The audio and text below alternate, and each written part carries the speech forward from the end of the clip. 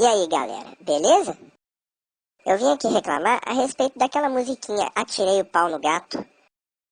Porra, o gato que toma porrada naquela música sou eu, seus filha da puta. E aquela dona Chica, a prostituta, só ficou admirado com o berro que eu dei e não fez nada com o moleque. Porra, tava lá na minha, tomando meu leitinho, vê um filho da puta tá com um pau em mim e ainda fazem musiquinha disso? Que merda é essa? Que porra de país é esse? Miau, eu só falei porque doeu pra caralho, porra. Na realidade, eu queria pegar um pau, enfiar no cu do moleque e botar ele fantasiado de picolé na rua.